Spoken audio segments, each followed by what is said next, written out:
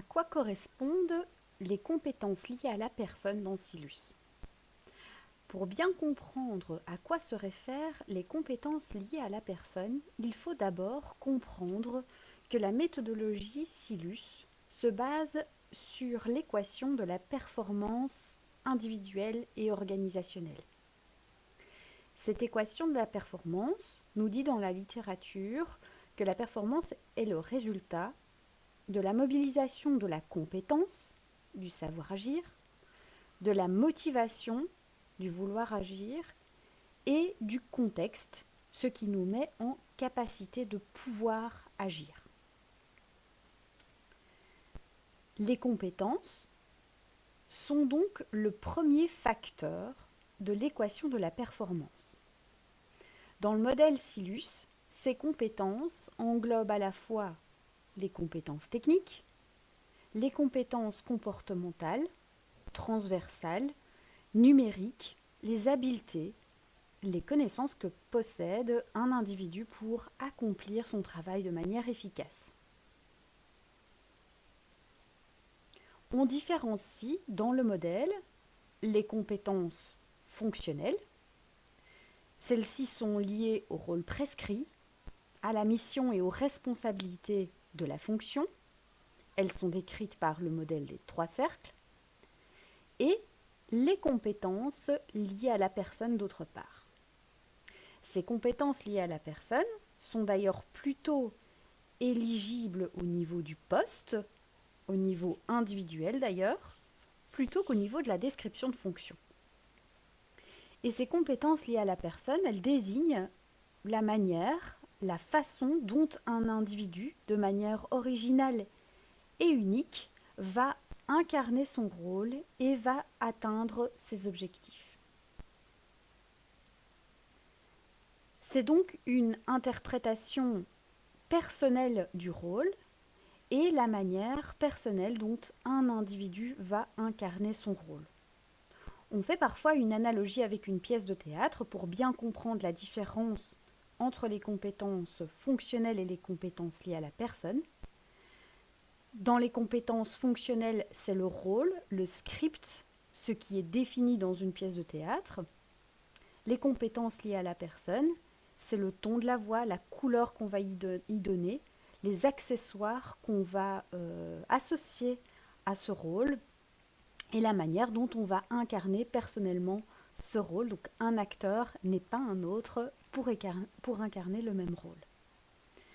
Dans le modèle Silus, on va donc expliquer comment la personne atteint ses objectifs, comment elle investit son rôle de manière individuelle, quelles sont les connaissances spécifiques qu'elle a du secteur des pouvoirs locaux notamment et de la fonction publique de manière plus générale, ses compétences managériales, si elle a une fonction de manager, je vous explique ça dans quelques instants, et également les compétences numériques et la maîtrise d'outils spécifiques qui vont expliquer, qui vont donner des indices sur la manière dont elle va atteindre ses objectifs de manière plus qualitative ou plus quantitative.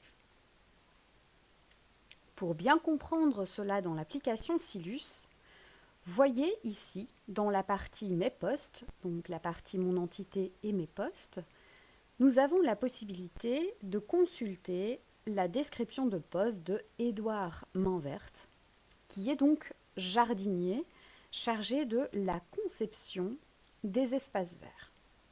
On voit la mission, on voit son rôle, on voit bien que la notion de conception est prioritaire dans sa description de fonction. Et dans le point de menu compétences liées à la personne, je vais pouvoir aller identifier des choses qui sont propres à mon Édouard Mainverte. Premier item, ce sont les compétences métiers contextualisées.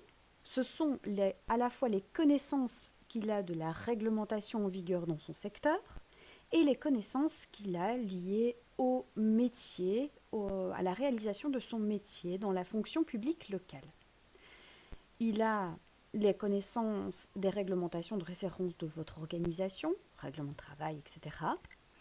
Il a évidemment des connaissances en matière d'horticulture, et on pourrait également y ajouter une connaissance comme celle de la réglementation en matière de pesticides ou de produits phytopharmaceutiques. On sauvegarde et ces compétences métiers contextualisées sont ajoutées. Premier item. Deuxième item, ce sont les compétences comportementales. On pourrait aussi parler de soft skills. Lui, donc mon Édouard Mainverte, a une faculté d'innovation qui est assez importante. Il a cette volonté de se montrer sans arrêt créatif. Et donc, on va avoir l'innovation et la créativité dans le lexique des compétences comportementales qu'on va pouvoir ajouter et mettre en évidence par rapport à ces compétences liées à la personne. Vous avez également à disposition ici tout le lexique et s'il ne vous convient pas, vous pouvez également importer votre propre lexique. Il a également un sens de l'organisation important, donc je vais ajouter ces éléments et donc qui feront partie des éléments sur lesquels on va pouvoir l'évaluer. Également, dans ces compétences liées à la personne, nous avons les compétences numériques.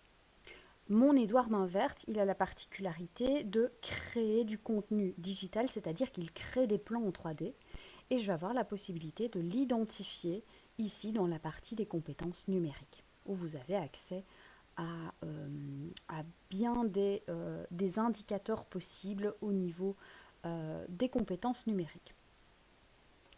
Il y a également la dimension de réseau qui est présente ici dans les compétences liées à la personne. Donc ça, c'est la connaissance du réseau d'horticulteurs ou d'autres jardiniers, par exemple, dans le secteur. Il y a également les outils. Donc il y a les outils, les machines qu'il utilise. Et également, lui, comme il a la particularité de faire des dessins, il le fait avec le logiciel SketchUp. On pourrait également ajouter des langues. Voilà que vous comprenez mieux les compétences liées à la personne dans l'outil Silus. Vous avez vu ici que mon jardinier n'a pas la fonction de manager et que les compétences managériales ne sont pas identifiées. En effet, il faut avoir la fonction, le groupe de fonctions de manager pour voir apparaître cet indicateur dans les compétences liées à la personne. Pour ce faire, je vous montre ici avec un chef d'équipe fossoyeur. Si vous allez dans les compétences liées à la personne de ce chef d'équipe fossoyeur, qui a la fonction de manager, et on va pouvoir le vérifier ici, dans l'onglet compétences liées à la personne, la fonction de manager est bien activée, ce qui veut dire que dans les compétences liées à la personne, je vais retrouver les compétences managériales. Ici, pour mon fossoyeur, il a 2 compétences managériales essentielles, sa vision, le côté fédérateur de l'équipe et le côté motivationnel de l'équipe.